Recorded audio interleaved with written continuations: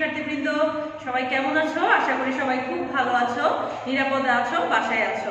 তো অনেকদিন পরে আবার ক্লাস করছি, তোমাদের পরীক্ষা চলছে এবং এই ক্লাসটি আজকে যে ক্লাসটি করব সেটি আসলে তোমাদের পরীক্ষা পরবর্তী ক্লাস। কারণ আমরা বলেছিলাম যে আমাদের সিলেবাসে ছিল 10 তারিখ পর্যন্ত যে ক্লাসগুলো, তার আগে থেকে সেগুলো হচ্ছে তোমাদের যে পরীক্ষাটা চলছে সেই পরীক্ষার সিলেবাস।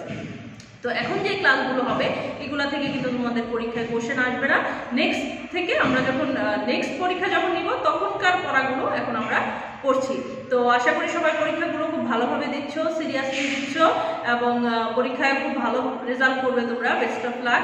তো চলো আজকের পড়ায় চলে যাই। তো আমরা কি পড়ছিলাম মনে আছে? আমরা পড়ছিলাম আমাদের ফিন্যান্স, ব্যাংকিং ও বীমা দ্বিতীয় পত্র থেকে প্রথম অধ্যায়টি পড়ছিলাম। প্রথম অধ্যায়ের নাম কি ছিল? ব্যাংক ব্যবস্থার প্রাথমিক ধারণা। মানে এই যে ব্যাংকিং সিস্টেম, এই ব্যাংকিং সিস্টেমের যে প্রাথমিক ধারণাগুলো সেগুলো আমরা অর্জন করছিলাম। তো তারই ধারাবাহিকতায় আমরা পড়েছিলাম যে বিভিন্ন ব্যাংক সম্পর্কে আমরা জেনেছিলাম যে তালিকাভুক্ত ব্যাংক কি, অতালিকাভুক্ত ব্যাংক কি, শাখা ব্যাংক, একক ব্যাংক, চেইন ব্যাংক, বিভিন্ন টাইপের ব্যাংক সম্পর্কে আমরা জেনেছিলাম। এখন আমরা ইন্ডিভিজুয়ালি ব্যাংকগুলোর বৈশিষ্ট্য, সুবিধা, অসুবিধা সম্পর্কে জানবো। তো আজকে যেই পড়াটা সেটা হচ্ছে আমাদের প্রথমে একক ব্যাংক কি এবং তার বৈশিষ্ট্য, সুবিধা, অসুবিধা নিয়েই হচ্ছে আজকের ক্লাস। তো একক ব্যাংক কি মনে আছে? একক ব্যাংক হচ্ছে যেই ব্যাংকের শুধুমাত্র একটি মাত্র শাখা থাকে এবং সেই একটি মাত্র শাখা দ্বারাই তারা ব্যাংকিং কার্যক্রম পরিচালনা করে এবং যাদের এলাকা হচ্ছে সীমাবদ্ধ, সীমিত এলাকার মধ্যে, মানে একটি এলাকায় ব্যবসা করবে এবং এর বাইরে এদের কোনো ধরনের কোনো ব্রাঞ্চ থাকবে না এবং এই এলাকার বাইরেও তারা কোনো ধরনের কার্যক্রম কিন্তু পরিচালনা করে না। সেই ব্যাংককে বলা হয় একক ব্যাংক। এখন এই ব্যাংকগুলো কিন্তু আমাদের দেশে নেই, বাংলাদেশে কিন্তু এমন কোনো ব্যাংক আমরা দেখি না। আমরা দেখি কি সোনালী ব্যাংক, এবং সোনালী ব্যাংকের অনেকগুলো ব্রাঞ্চ সারা দেশে। এবং তারপর দেখি যদি বলি রাজবাংলার কথা, রাজবাংলার অনেকগুলো ব্রাঞ্চ, এক এক জায়গায় এক এক ধরনের ব্রাঞ্চ। কিন্তু একক ব্যাংকে বলেছি যে কোনো ধরনের কোনো ব্রাঞ্চ বা শাখা কিন্তু নেই। তো এই ব্যাংকগুলো কিন্তু প্রচলিত হচ্ছে যুক্তরাষ্ট্রে। বলেছিলাম যে মার্কিন যুক্তরাষ্ট্রে হচ্ছে এই ব্যাংকগুলো প্রচলিত। তাই এই যে একক ব্যাংক সেটাকে বলা হয় যুক্তরাষ্ট্রীয় ব্যাংক ব্যবস্থা। তো এই একক ব্যাংকের কিছু বৈশিষ্ট্য আছে, সেই বৈশিষ্ট্যগুলো চলো আমরা বৈশিষ্ট্যগুলো দিয়ে আজকে আমাদের পড়া শুরু করি। পরিচালনা।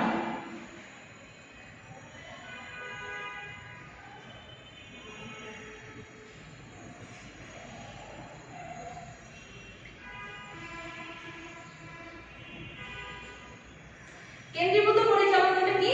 মানে হচ্ছে যেহেতু ওদের একটি ব্রাঞ্চ আর কোনো শাখা নেই, একটি মাত্র ব্রাঞ্চ, তো ওদের যে পরিচালনা, যে কার্যক্রমগুলো হয়, পরিচালিত হয় শুধুমাত্র একটি ব্রাঞ্চ দ্বারাই এবং এই ব্রাঞ্চেই হচ্ছে যত কি বলে কর্মচারী বলে, কর্মকর্তা বলে, যাই বলে শুধুমাত্র কিন্তু ওদের এই ব্রাঞ্চেই। এবং কোনো ধরনের সিদ্ধান্ত নিতে হলে কিন্তু যেমন শাখা ব্যাংকগুলো যেমন কর্পোরেট ব্রাঞ্চ থাকে, মেইন ব্রাঞ্চ থাকে একটা, সেই ব্রাঞ্চ থেকে সিদ্ধান্ত আসে বা সরকার কর্তৃক সিদ্ধান্ত দেয়, যে সেন্ট্রাল ব্যাংক থেকে সিদ্ধান্ত নেয়, এরকম কোনো সিদ্ধান্ত কিন্তু একক ব্যাংকের ক্ষেত্রে প্রযোজ্য হবে না। কারণ যেহেতু ওদের একটি ব্রাঞ্চ এবং এক ব্রাঞ্চেই সবাই মিলে কার্যক্রমগুলো পরিচালনা করে, এই জন্য এর একটা বৈশিষ্ট্য হচ্ছে কেন্দ্রীভূত পরিচালনা। তারপর 2 নম্বর বৈশিষ্ট্য যেটা, সেটা হচ্ছে শাখা অফিসের অস্তিত্বহীনতা।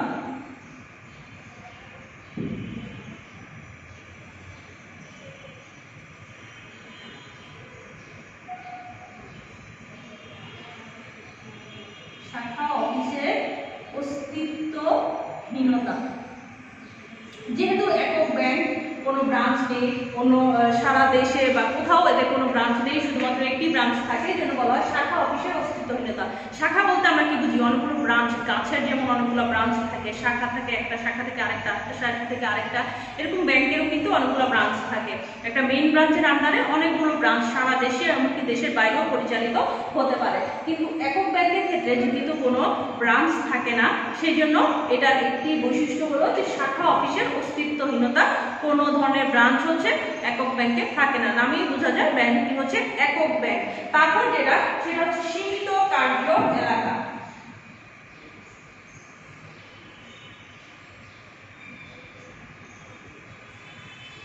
সীমিত কার্য এলাকা। যেহেতু মাত্র একটা ব্রাঞ্চই থাকে, সেই কারণে ওদের কার্যক্রমগুলোও কিন্তু সীমিত হয়। যেমন শাখা ব্যাংকের আমরা যদি বলি, আমরা ঢাকা থেকে কারো কাছে টাকা পাঠাতে চাই রাজশাহীতে, তো রাজশাহীতে টাকা পাঠালাম, বা যে কোনো দেশের যে কোনো প্রান্তেই কিন্তু আমরা টাকা টাকাগুলো পাঠাতে পারবো। কিন্তু যেহেতু একক ব্যাংকের ধরো মনে করো যে বাংলাদেশে একটি ব্যাংক আছে মতিঝিলে, তো ওদের কার্যক্রম কিন্তু সেই মতিঝিল এলাকাকে ঘিরে। এখন মতিঝিল থেকে কেউ যদি রাজশাহীতে টাকা পাঠাতে চায় পারবে না, কারণ তাদের কিন্তু কোনো ব্রাঞ্চ নেই। তারা যদি টাকা পাঠাতে চায় সেটা হচ্ছে অন্য ব্যাংকের আরেকটা ব্রাঞ্চে টাকাটা পাঠাতে হবে। এই জন্য এদের কার্য যে এলাকাটা সেটা হচ্ছে সীমিত, এবং শুধুমাত্র যারা ওই এলাকার ব্যবসায়ী বা খুচরা যে ব্যবসায়ী থাকে বা জেনারেল যে সাধারণ জনগণ থাকে তারাই হচ্ছে এই ব্যাংকিং কার্যক্রমের যে সুবিধা সেটা নিতে পারে। তো এর বাইরে এলাকাগুলো কিন্তু এই ব্যাংকের সুবিধা নিতে চায় না, আমরাও নিব না। কারণ আমরা কি চাইবো, যেখানে মতিঝিল, আমরা থাকি যদি নারায়ণগঞ্জে, তো আমরা নিশ্চয়ই মতিঝিলে গিয়ে ট্রানজ্যাকশন করতে যাব না। আমাদের লোকালি যে ব্যাংক থাকবে সেখানে হচ্ছে আমরা ট্রানজ্যাকশনটা করব। তো স্বাভাবিকভাবেই খুলনা থেকে একজন ব্যবসায়ী বা খুলনা থেকে একজন মানুষ এসে কিন্তু মতিঝিলে ট্রানজ্যাকশন করবে না। তো এই জন্য ওদের কার্য যে এলাকাটা থাকে সেটা হচ্ছে সীমিত। এরপরে হচ্ছে 4 নাম্বার হচ্ছে সীমাবদ্ধ কার্যক্রম।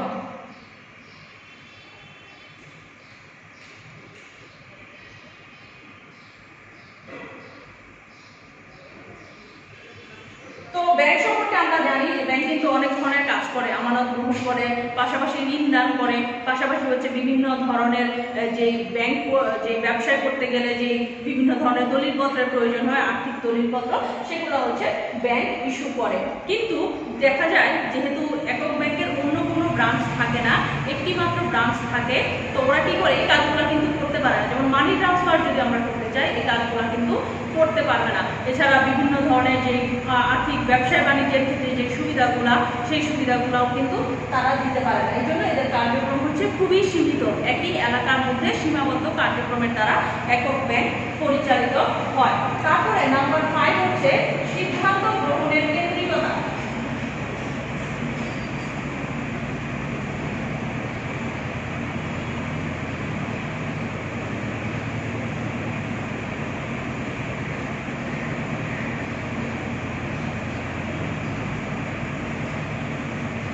কি হয়, যেহেতু ব্রাঞ্চে কি হয়, কর্মকর্তা কর্মচারী সবাই একই জায়গায় থাকে, এটা কিন্তু ওদের ক্ষেত্রে একটা সুবিধাও আমরা বলতে পারি। কারণ অন্যান্য ব্যাংকে যেমন দেখা যায় যে একটা ব্যাংক যার মেইন ব্রাঞ্চ হচ্ছে মতিঝিলে, কিন্তু রাজশাহীতে ওদের একটা ব্রাঞ্চ আছে, খুলনা একটা ব্রাঞ্চ আছে, তখন ওদের যদি কোনো ডিসিশন নিতে হয় বা কোনো রিক্রুটমেন্ট বলতে নিয়োগ যদি দিতে হয়, সেক্ষেত্রে কি হয়, সেই নিয়োগ প্রক্রিয়াটাও কিন্তু মেইন ব্রাঞ্চের মাধ্যমেই সম্পন্ন হয়। কিন্তু একক ব্যাংকের ক্ষেত্রে এই ধরনের ঝামেলা কিন্তু পোহাতে হয় না, সিদ্ধান্তটা খুব ইজিলি নিয়ে নেওয়া যায়। যেমন অন্যান্য ব্যাংকে আমরা কি করি, মেইল করে, মেইন ব্রাঞ্চ থেকে মেইল করে বা ফোনে কন্ট্যাক্ট করতে হয়, কন্ট্যাক্ট করে হচ্ছে সিদ্ধান্তটা জানাতে হয়। কিন্তু একক ব্যাংকের ক্ষেত্রে কি হয়, যেহেতু তারা সবাই একই অফিসে বসে, পাশাপাশি বসে, তো একটা ফাইল যদি ট্রান্সফার করতে হয় খুব ইজিলি একজনের কাছ থেকে হাত বদলের মাধ্যমে কিন্তু ফাইলগুলো ট্রান্সফার করে দেওয়া যায়। আবার কোনো সিদ্ধান্ত যদি জানাতে হয় সেক্ষেত্রে খুব দ্রুত একই অফিসে যেহেতু সবাই একসাথে বসে সিদ্ধান্তগুলো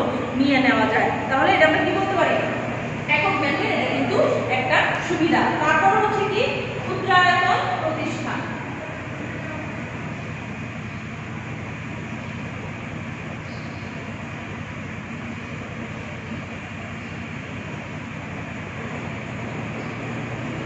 যেহেতু শাখা ব্যাংকের অনেকগুলো ব্রাঞ্চ থাকে এবং সারা দেশে ছড়ানো থাকে, দেশের বাইরেও ছড়ানো থাকে, এদেরকে বলা হয় বৃহদায়তন প্রতিষ্ঠান। বৃহদায়তন প্রতিষ্ঠান কোনগুলো, যেগুলোর অনেকগুলো ব্রাঞ্চ থাকে বা মূলধন অনেক বেশি হয়, সেগুলো হচ্ছে বৃহদায়তন প্রতিষ্ঠান। কিন্তু একক ব্যাংকের ক্ষেত্রে যেহেতু ব্রাঞ্চ থাকে না এবং এই ব্যাংক গঠন করতে মূলধনের পরিমাণ কম, সেই কারণে একক ব্যাংকে আমরা বলতে পারি যে ক্ষুদ্রায়তন প্রতিষ্ঠান। তাহলে বৈশিষ্ট্যগুলো কি কি দেখলাম, 6টা বৈশিষ্ট্য আমরা দেখলাম। কেন্দ্রীভূত পরিচালনা, শাখা অফিসের অস্তিত্ব অভিন্নতা, তারপর হচ্ছে সীমিত কার্য এলাকা, সীমাবদ্ধ কার্যক্রম, সিদ্ধান্ত গ্রহণের কেন্দ্রিকতা এবং ক্ষুদ্রায়তন প্রতিষ্ঠান। এবার আমরা দেখবো একক ব্যাংকের সুবিধাগুলো কি কি। তাহলে যখন আমরা দেখবো একক ব্যাংকের সুবিধা সমূহ কি কি, প্রথমেই হচ্ছে যেটা, সেটা হচ্ছে দক্ষ ব্যবস্থাপনা।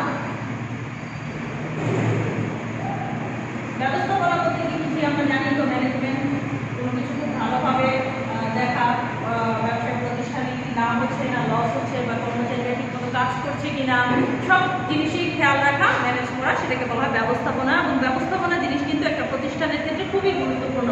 ব্যবস্থাপনা যদি ভালো হয়, ম্যানেজমেন্ট যদি ভালোভাবে না হয়, একজন ম্যানেজার যদি দক্ষ না হয়, সেক্ষেত্রে কি হয়, প্রতিষ্ঠান লস করে। তো একক ব্যাংকের ক্ষেত্রে এই দক্ষ ব্যবস্থাপনাটা কিন্তু খুব ভালো হয়। কেন? কারণ কি, একই প্রতিষ্ঠানে যেহেতু থাকে, একটা প্রতিষ্ঠান এবং প্রতিষ্ঠানের ভিতরে হচ্ছে সব কর্মচারী থাকে এবং সব কার্যক্রম ওই প্রতিষ্ঠানের ভিতরেই সম্পন্ন হয়, সেই কারণে ম্যানেজমেন্টটা কিন্তু খুবই ভালো হয়। অন্যান্য ব্যাংকের ক্ষেত্রে কি দেখা যায়, শাখা ব্যাংকের ক্ষেত্রে যেমন মেইন অফিস থেকে কিন্তু রাজশাহী, খুলনা, কুমিল্লা, ব্রাহ্মণবাড়িয়া, কুষ্টিয়া যাই বলি, অন্যান্য জায়গায় যে ব্রাঞ্চগুলো থাকে প্রত্যক্ষভাবে কিন্তু ব্যাংকের যে কার্যক্রমগুলো হচ্ছে সেগুলো কিন্তু দেখা যায় না। তো কিন্তু একক ব্যাংকের ক্ষেত্রে কি হয়, যেহেতু একটি মাত্র ব্রাঞ্চের মাধ্যমে কার্যক্রম পরিচালিত হচ্ছে, সেক্ষেত্রে সব সূক্ষ্ম জিনিসগুলো কিন্তু মালিক পক্ষ যারা আছেন তারা কিন্তু খেয়াল করতে পারেন। সেই কারণে একক ব্যাংকের ব্যবস্থাপনাটা কিন্তু খুবই ভালো হয়। এরপরে 2 নম্বর হচ্ছে দ্রুত সিদ্ধান্ত গ্রহণ।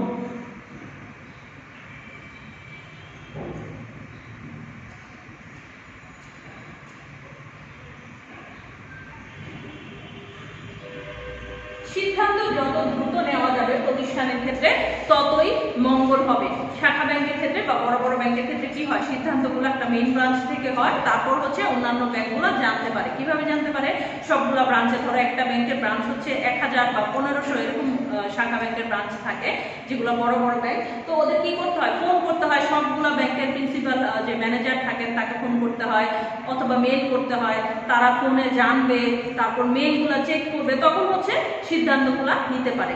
কিন্তু একক ব্যাংকের ক্ষেত্রে কি হয়, যেহেতু একই অফিসের মধ্যে সবাই, প্রধান থেকে শুরু করে একদম পিয়ন পর্যন্ত সবাই হচ্ছে একই অফিসের আন্ডারে কাজ করে, সেক্ষেত্রে সিদ্ধান্তগুলো খুব দ্রুত নেওয়া যায়। কোনো প্রকার ফাইলি জটিলতায় কিন্তু সেগুলো আটকে থাকে না। একটি ফাইল, একটু আগেও বললাম যে একটি ফাইল একজনের কাছ থেকে অন্যজনের কাছে শুধুমাত্র হাত বদলের দ্বারাই কিন্তু হস্তান্তর করা যায়। সেক্ষেত্রে কোনো প্রকার ফোন বা কোনো প্রকার মেইল করা সেগুলোতে কিন্তু যেতে হয় না, বা চিঠি পাঠানো হয় সেই চিঠির ঝামেলাও কিন্তু যেতে হয় না। সেই জন্য সিদ্ধান্তগুলো খুব দ্রুতই নিয়ে নেওয়া যায়। এরপর হচ্ছে মিতব্যয়িতা অর্জন।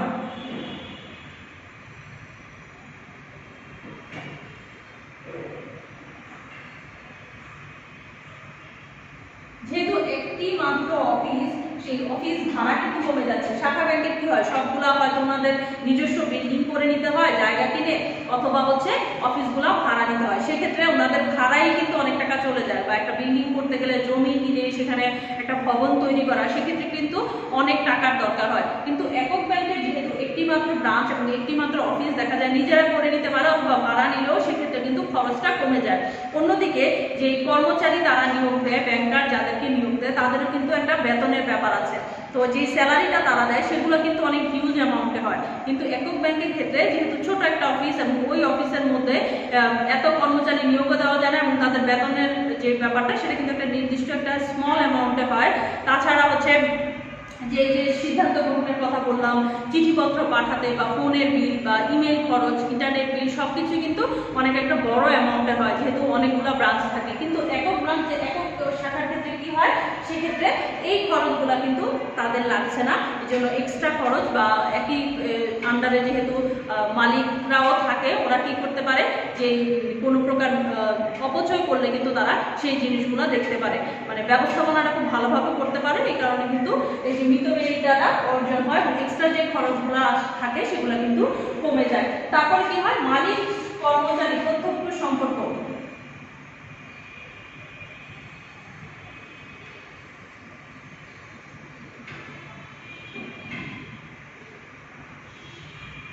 যেহেতু একই অফিসে কাজ করে, যে চেয়ারম্যান থেকে শুরু করে ডিরেক্টর থেকে শুরু করে পিয়ন পর্যন্ত সবাই একই অফিসে থাকে, তো এক্ষেত্রে কি হয়, তাদের সম্পর্কটা খুবই ভালো হয়, একজন আরেকজনকে খুব ভালোভাবে চিনে। অন্যদিকে দেখা যায় শাখা ব্যাংকের কথা আমরা যদি বলি, সেক্ষেত্রে যেহেতু এতগুলো ব্রাঞ্চ, এত ব্যাংকার এবং এত কর্মচারী, অনেক সময় দেখা যায় মালিক পক্ষ যারা আছে তারা কিন্তু সব ব্যাংকারকে চিনা কিন্তু তাদের পক্ষে সম্ভব হয় না। তো এখানে দেখা যায় একক ব্যাংকের ক্ষেত্রে কি হয়, যেহেতু সবাই সবার সাথে চিনে বা প্রতিনিয়তই তাদের দেখা হচ্ছে, সেই কারণে কোনো প্রকার সুবিধা অসুবিধা যদি কর্মচারীদের হয়, তাদের যদি কোনো দাবি দেওয়া থাকে, সেক্ষেত্রে তারা কিন্তু সেই দাবি উত্থাপন করতে পারে এবং খুব সহজেই কিন্তু সেই দাবিগুলোও উত্থাপন করার কারণে সেই দাবিগুলো মেনে নেওয়া হয়। বা কোনো ইস্যু যদি থাকে তাদের মধ্যে অনেক সময় দেখা যায় যে দ্বন্দ্ব হয়, সেই দ্বন্দ্বগুলো কিন্তু হওয়ার সম্ভাবনা একক ব্যাংকের ক্ষেত্রে একেবারেই নেই। যেহেতু একই অফিসে তারা কিন্তু সেই কাজগুলো খুব সহজেই করতে পারে। তারপর 5 নাম্বার হচ্ছে ব্যাংকার গ্রাহক সুসম্পর্ক।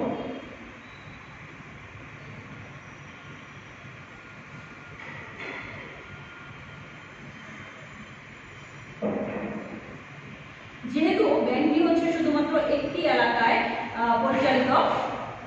তো সেক্ষেত্রে এই এলাকার লোকাল যে গ্রাহক আছে তাদের সাথে কিন্তু একটা সুসম্পর্ক গড়ে ওঠার সুযোগ থাকে, কারণ একই অঞ্চলে দেখা যায় ব্যাংকাররা যেই এলাকার, গ্রাহকরাও সেই এলাকার, এবং ওই গ্রাহকরা প্রতিনিয়ত এই ব্যাংকে আসা যাওয়া করছে, ট্রানজ্যাকশন করছে। তো বারবার ফেসগুলো দেখলে কি হয়, বারবার যদি কেউ কার ফেস দেখে সেক্ষেত্রে পরিচিত হয়ে যায়, সেক্ষেত্রে ব্যাংকারদেরও সেই সুবিধা আছে যে তাদের যারা গ্রাহক তারাও প্রতিনিয়ত ব্যাংকে আসছে, একই এলাকার যেহেতু অফিস এবং অফিসের বাইরে দুই জায়গাতে দেখা হয়, সেক্ষেত্রে দেখা যায় তাদের মধ্যে কিন্তু একটা সুসম্পর্ক গড়ে ওঠে।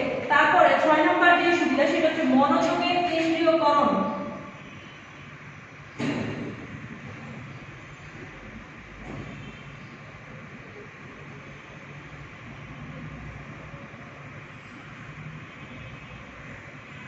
যেহেতু একটি মাত্র ব্রাঞ্চ, সেক্ষেত্রে কি হয়, যারা মালিক পক্ষ আছে তারা কিন্তু তাদের যে মনোযোগটা আছে সবটাই কিন্তু তাদের এই ব্যবসায়ে দিতে পারে। অন্যদিকে শাখা ব্যাংকের কি হয়, অনেকগুলো ব্রাঞ্চ থাকার কারণে সবসময় কিন্তু খেয়াল করা সম্ভব হয় না কোন কর্মচারী কাজে ফাঁকি দিচ্ছে বা কোন ব্যাংকের লস হচ্ছে বা লাভ হচ্ছে, সবকিছু খেয়াল করা বা দেখা তাদের পক্ষে সম্ভব হচ্ছে না। তো কর্মচারীরা সময় মতো অফিসে আসছে কিনা বা সময় মতো অফিস থেকে যাচ্ছে কিনা, সময়ের আগে চলে যাচ্ছে কিনা, এই সব কিছু কিন্তু খেয়াল করা সম্ভব হয় না। অন্যদিকে কি হয় যে একক ব্যাংকের তাদের কিন্তু একটি মাত্র অফিস থাকার কারণে তাদের লাভ লোকসান বা কর্মচারীরা ফাঁকি দিচ্ছে কিনা, কর্মচারীদের সুযোগ সুবিধার বিষয়গুলো সবগুলাই কিন্তু তারা খেয়াল করতে পারছে। এটা কিন্তু একক ব্যাংকের একটি সুবিধা। তারপর হচ্ছে আঞ্চলিক চাহিদা পূরণ।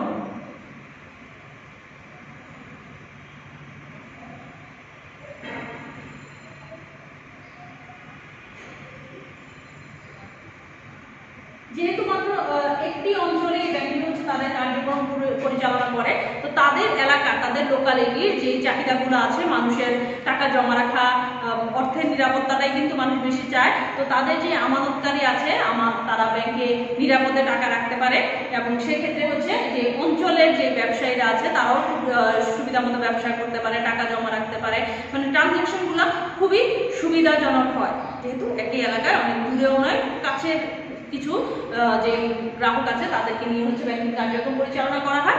তো এই ক্ষেত্রে হচ্ছে এটাও কিন্তু একক ব্যাংকের একটি সুবিধা। তো সুবিধা যেমন আছে, পাশাপাশি কিছু অসুবিধাও আছে। তো আমরা জানলাম বৈশিষ্ট্য সম্পর্কে, জানলাম এবং সুবিধাগুলো জানলাম যে 7টি সুবিধা আছে, আরও সুবিধা আছে। তো এগুলো হচ্ছে মোস্ট ইম্পর্টেন্ট ছিল, আমি জানিয়ে দিয়েছি, তোমাদেরকে বললাম। তো তোমরা দেখবে। আর পাশাপাশি এখন আমরা জানবো যে একক ব্যাংকের অসুবিধাগুলো কি কি। সুবিধার পাশাপাশি কিছু অসুবিধাও আছে। আমার কাছে মনে হয় যে অসুবিধাগুলোই আসলে দুঃখ বেশি, কারণ প্রথম যেটা সেটা হচ্ছে অর্থ স্থানান্তরের সমস্যা। এবং আমরা যারা ব্যাংকের গ্রাহক আছি তারা মেইনলি সেটাই চাই যে অর্থ স্থানান্তর করতে চাই এক জায়গা থেকে আরেক জায়গায়। তো একক ব্যাংকের কিন্তু এই সুবিধাটি নেই। স্থানান্তরে সমস্যা, যেহেতু এখন আমরা বলি যে গ্লোবাল ভিলেজ, পুরো বিশ্বই কিন্তু একটা গ্রাম হয়ে গিয়েছে। তো একজনের সাথে, এক দেশের সাথে আরেক দেশের ব্যবসা বাণিজ্য করা বা এক শহর থেকে আরেক শহরে ব্যবসা বাণিজ্য করা, এগুলা কিন্তু এখন আসলে বলতে হয় না যে এক দেশ থেকে আরেক দেশে ব্যবসা করবে, সবসময় করছে, বা এক শহর থেকে আরেক শহরে ব্যবসা তো করে একই দেশের ভিতরে। কিন্তু একক ব্যাংকের ক্ষেত্রে কি হয় যে এই টাকাগুলো কিন্তু ট্রান্সফার বা ট্রানজ্যাকশনটা কিন্তু করা যাচ্ছে না, যেহেতু শুধুমাত্র একটি ব্রাঞ্চ একই এলাকায়। সেক্ষেত্রে কি হয়, অর্থ স্থানান্তর কিন্তু করা যায় না। সেক্ষেত্রে ব্যবসায়ীরা কিন্তু এই ব্যাংকগুলোতে টাকা রাখতে কিন্তু তাদের আগ্রহ দেখায় না, বা যারা সাধারণ জনগণ আছি তারাও যেহেতু এক জায়গা থেকে আরেক জায়গায় টাকাগুলো ট্রান্সফার করা যাচ্ছে না। যেমন আমি নারায়ণগঞ্জে আছি, ঢাকা গিয়ে আমি যদি শপিং করতে চাই, সেক্ষেত্রে কি আমাকে কিন্তু এখান থেকেই টাকা ক্যারি করে নিয়ে যেতে হবে, ব্যাংক থেকে উঠিয়ে।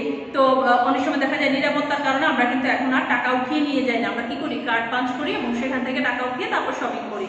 কিন্তু একক ব্যাংকের ক্ষেত্রে কিন্তু এই সুবিধাগুলো নেই। সেই কারণে এটা হচ্ছে একক ব্যাংকের একটি মুখ্য সমস্যা, যে অর্থ স্থানান্তর করা যায় না। এই কারণে কিন্তু গ্রাহকরা এই ব্যাংকে টাকা রাখার ক্ষেত্রে আগ্রহ হারাবে। তারপরে যেটা, সেটা হচ্ছে অধিক মূলধন গঠনে অসমর্থ।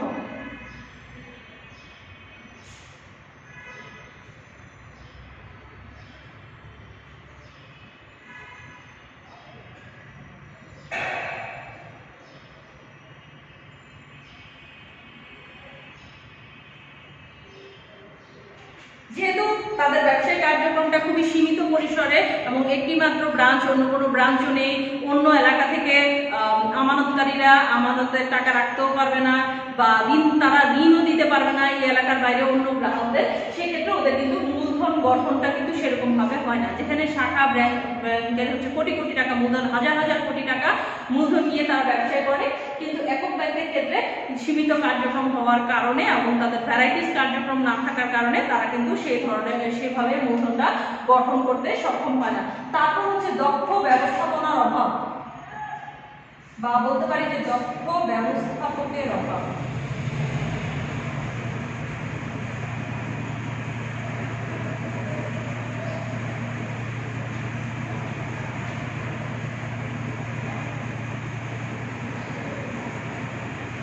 দক্ষ ব্যবস্থাপকের অভাব কেন হয়? কারণ হচ্ছে একই জায়গায় কাজ করতে কিন্তু অনেকে চায় না। সবাই কি চায়? বিভিন্ন জায়গায় কাজ করবে, বিভিন্ন টেবিলে কাজ করবে। সেক্ষেত্রে দেখা যায় প্রমোশনটাও সেভাবে হয় না, কারণ কর্মচারী নিয়োগ দেওয়া হয়, তারপর অনেক বছর কাজ করার পরে একজন হচ্ছে কি প্রমোশন পায়। কিন্তু শাখা ব্যাংকের ক্ষেত্রে কিন্তু প্রমোশনও খুব তাড়াতাড়ি হয় এবং বদলির সুযোগ থাকে। পাশাপাশি হচ্ছে যেহেতু একক যে ব্যাংকগুলো আছে তাদের মূলধন খুবই সীমিত, তারা কিন্তু ট্রেনিংয়ের ব্যবস্থা সেরকমভাবে করতে পারে না। এই কারণে দক্ষ ব্যবস্থাপক কিন্তু অনেকে এখানে এই ব্যাংকগুলোতে কাজ করতে চায় না। আবার যারা আসে কাজ করতে তাদের কিন্তু ট্রেনিংয়ের অভাবে সেভাবে তাদের দক্ষতাটা কিন্তু বৃদ্ধি পায় না। এই কারণে এটা হচ্ছে একক ব্যাংকের একটি অসুবিধা। তারপর হচ্ছে ঝুঁকি বন্টনের অসুবিধা।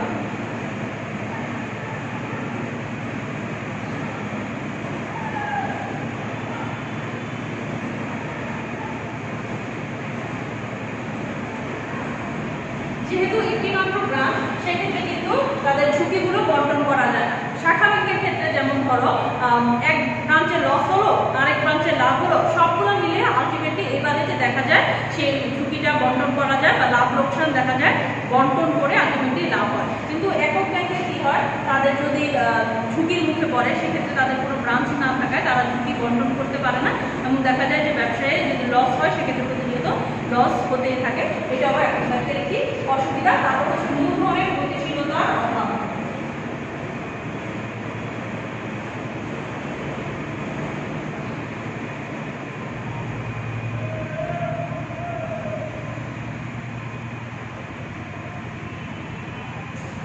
মূলধনের গতিশীলতা বলতে এই যে আমরা যারা আমানতকারী আছি ব্যাংকে টাকা রাখি এবং সেই টাকাগুলো ব্যাংক কি করে অন্য জায়গায় বিনিয়োগ করে এবং তার বিনিময়ে তারা একটা প্রফিট বা সুদ নেয়। আমরা যারা রাখি আমাদেরকে একটা সুদ দেয়, আবার তারা যেখানে বিনিয়োগ করে ঋণদান করে সেখান থেকেও কিন্তু টাকা সুদে নিয়ে থাকে। কিন্তু একক ব্যাংকের যেহেতু কোনো ব্রাঞ্চ থাকে না, তাদের কিন্তু একটা বিগ অ্যামাউন্ট তাদের ব্যাংকেই মজুত করে রাখতে হয়, কারণ গ্রাহকরা কখন আসবে, যদি টাকা না পায় সেক্ষেত্রে কি হবে, ব্যাংক অসচ্ছল হয়ে যাবে, গ্রাহকরা সেই ব্যাংকের প্রতি আগ্রহ হারাবে যেহেতু গিয়ে তারা টাকা পাচ্ছে না। তো এক্ষেত্রে অধিক পরিমাণে টাকা তাদের শাখা যে ব্রাঞ্চ আছে সেখানেই রেখে দিতে হয়, অন্য জায়গায় কিন্তু বিনিয়োগ করতে পারছে না। সেই কারণে তাদের যে মূলধন আমানতকারীর যে টাকাগুলো রাখছে সেগুলোও কিন্তু গতিশীলতা পাচ্ছে না। এটাও কিন্তু একক ব্যাংকের একটি অসুবিধা। তারপরে যেটা আছে সেটা হচ্ছে কর্মীদের প্রেরণার অভাব। প্রেরণা কি আমরা জানি, আমরা ম্যানেজমেন্ট সাবজেক্ট আমাদের যেটা আছে সেখানে আরো ডিটেইলসে পড়বো মোটিভেশন বা প্রেরণা সম্পর্কে। তো এখানে আমি একটু বলি যে গদ বাঁধা কার্যক্রমের বাইরে কিছু করতে যাওয়াকেই বলা হয় প্রেরণা। মানে গদ বাঁধা কাজ করতে করতে আমরা অনেক সময় ক্লান্ত হয়ে যাই, সেক্ষেত্রে আমাদের কিন্তু একটা নতুন কিছু চাই। যেমন তোমরা যারা স্টুডেন্ট আছো পড়তে পড়তে অনেক সময় ক্লান্ত হয়ে যাও, সেক্ষেত্রে তোমাদেরও কিন্তু একটা বিনোদনের দরকার হয়, যেমন গান শুনো বা কোথাও বেড়াতে যাও বা কারোর বন্ধুদের সাথে কথা বলো, সেটা কিন্তু এক ধরনের প্রেরণা। তো কর্মীদেরও কি হয়, একটা প্রেরণার দরকার হয়। কাজ করতে করতে আমরা কি হয়ে যাই, আমরা বোর হয়ে যাই, সেক্ষেত্রে কিন্তু একটা প্রেরণার দরকার হয়। তো একক ব্যাংকে যারা কাজ করে তারা কি করে, একই টেবিলে দীর্ঘদিন যাবৎ কাজ করে, কোনো বদলির সুযোগ নেই, সকাল থেকে সন্ধ্যা পর্যন্ত একই জায়গায় কাজ করা, একই পরিচিত ফেসগুলো বারবার দেখা, সেক্ষেত্রে অনেক সময় কর্মীরা কি হয়ে যায়, ডিমোটিভেটেড হয়ে যায়, তারা এই কাজগুলো করতে চায় না। সেক্ষেত্রে তারা কি করে, শিফট করে, চাকরি দেখা যায় বদল করে ফেলে, এই ব্রাঞ্চ থেকে অন্য জায়গায় চলে যায়। তো কর্মীদের প্রেরণা কিন্তু একটা বড় ব্যাপার, কারণ কর্মীদের যদি মনে যদি আনন্দই না থাকে তারা কিন্তু কাজ করতে গদবাঁধা কাজ করতে চায় না। এরপরে নাম্বার 7 হচ্ছে তারল্য সমস্যা বা তারল্য ঝুঁকি, যেটাই বলো। সীমিত কার্যক্রম হওয়ার কারণে বা একই এলাকায় কার্যক্রম হওয়ার কারণে একই গ্রাহক তো দেখা যায় যে তাদের যে মূলধনের গতিশীলতার কথা বলেছি তারা কিন্তু সেভাবে মূলধনটা গঠন করতে পারে না। গ্রাহক বাইরে থেকে গ্রাহক আসে না, একই এলাকার গ্রাহক। যদি ব্যবসায়ী এলাকা হয় সেক্ষেত্রে তো ভালো, কিন্তু যদি ব্যবসায়ী না হয় আমাদের মতো সাধারণ জনগণের কাছে কিন্তু এত টাকাও থাকে না যে তারা ব্যাংকে বারবার ট্রানজ্যাকশন করবে এবং ব্যাংকে বেশি বেশি টাকা জমাবে। সেক্ষেত্রে একক ব্যাংকগুলো এরকম তারল্য ঝুঁকির মুখে কিন্তু পড়ে। তো একক ব্যাংকের আমরা কি কি করলাম, বৈশিষ্ট্য করলাম, সুবিধা করলাম, অসুবিধা করলাম। যেমন সুবিধা আছে তেমন অসুবিধাও আছে। তো সবকিছু বিবেচনা করেই এই ব্যাংকগুলো আসলে গঠিত হয়। তো যাদের যেমন ব্যবসা প্রয়োজন, কেউ মনে করে শাখা ব্যাংক যদি আমি গঠন করি সেক্ষেত্রে ভালো হবে, কেউ মনে করে না একক ব্যাংক হলে ভালো হবে। যেহেতু আমাদের দেশে একক ব্যাংক নেই সেক্ষেত্রে আমাদের কোনো টেনশন নেই, আমরা কিন্তু আমাদের ট্রানজ্যাকশনগুলো করতেই পারছি এক জায়গা থেকে আরেক জায়গায় শাখা ব্যাংকের মাধ্যমে। তারপর তোমরা এগুলো একটু ডিটেলসে পড়বে এবং জানবে। খুবই ইজি ব্যাপার, প্রশ্নগুলো খুবই ইজি, ভিতর থেকে পড়বে। এমসিকিউ কোশ্চেন আসতে পারে তোমাদের, বা সৃজনশীল কোশ্চেনও আসতে পারে। তো একটু ভালো করে খেয়াল করে পড়বে। এবং নেক্সট ক্লাসে আমরা পড়বো শাখা ব্যাংক সম্পর্কে জানবো, যেগুলো হচ্ছে আমাদের দেশে যে ব্যাংকগুলো আসলে এক্সিস্ট করে সেই ব্যাংকগুলো সম্পর্কে আমরা জানবো। তো ততদিন পর্যন্ত সবাই ভালো থাকো, সুস্থ থাকো, নিরাপদে থাকো এবং পড়ালেখাটা করবে, পরীক্ষা ভালোভাবে দিবে। আল্লাহ হাফেজ।